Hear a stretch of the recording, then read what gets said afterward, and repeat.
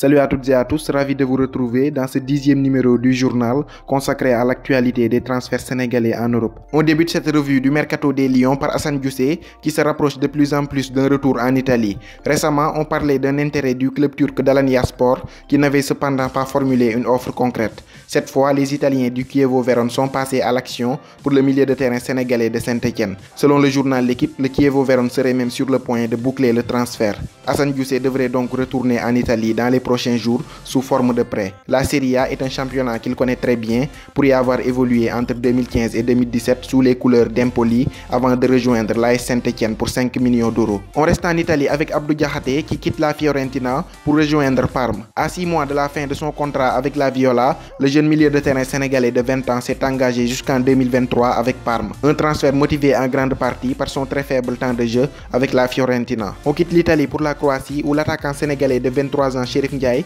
s'est engagé en faveur du Gorica HNK pour 3 ans. Le transfert est évalué à 150 000 euros, soit 97 millions de francs CFA. Il arrive en provenance du club belge de Vaslan Bereven où il n'a pas eu le temps de jeu escompté. Il ne sera cependant pas le seul Sénégalais à quitter le club belge de Bereven puisque son compatriote Lamine Daou s'est lui aussi engagé pour un club de Ligue 2 française, en l'occurrence le Gazélec d'Ajaccio. Il a signé gratuitement puisqu'il avait rompu son contrat avec son ancien club. Daou sera désormais lié au club corse jusqu'en 2021. Avec 4 buts et 2 passes décisives à son actif en Bundesliga 2 sous les couleurs de Paderborn, l'attaquant sénégalais de 24 ans Babacar Gueye intéresse fortement le club russe du Dynamo de Moscou. Le club russe a un avantage non négligeable sur ce dossier puisque le marché des transferts ne fermera ses portes que le 22 février en Russie. Arrivé à Lille en 2016, le jeune milieu de terrain sénégalais de 20 ans Cheikh Niass a prolongé son contrat jusqu'en 2023. Avec 14 matchs à son actif en équipe réserve, il espère avoir sa chance dans un avenir plus ou moins proche avec le groupe professionnel. On termine ce journal du Mercato par le feuilleton Idrissa Gana Gueye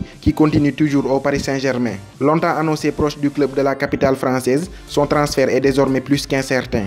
En effet, toujours à la recherche d'un milieu de terrain, le Paris Saint-Germain a trouvé un accord avec le Zénith Saint-Pétersbourg pour la venue du milieu de terrain argentin Leandro Paredes pour 47 millions d'euros. Le site Football 360 annonce tout de même que le PSG n'a toujours pas lâché prise pour Idrissa Gana Gueye. A noter que le milieu de terrain sénégalais présente un profil différent de celui de Paredes qui évolue en 8 voire en 10. L'absence d'un vrai numéro 6 de formation dans l'effectif parisien peut laisser croire qu'Idrissa Gana Gueye est toujours dans la liste des joueurs ciblés. En plus, le technicien allemand Thomas Tuchel a lui-même affirmé qu'il aurait besoin d'un ou de 2 milieux de terrain pour ce mercato d'hiver.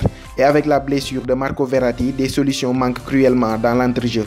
D'ici le 1er février 2019, on sera fixé sur l'avenir d'Idrissa Gana Gueye à Everton. C'est ainsi que prend fin ce 10e numéro du journal consacré à l'actualité des transferts sénégalais en Europe. Quant à moi, je vous donne rendez-vous à bientôt pour de nouvelles vidéos. D'ici là, portez-vous bien et n'oubliez pas de vous abonner à ma chaîne YouTube. C'est gratuit et c'est la meilleure façon de me soutenir. À bientôt.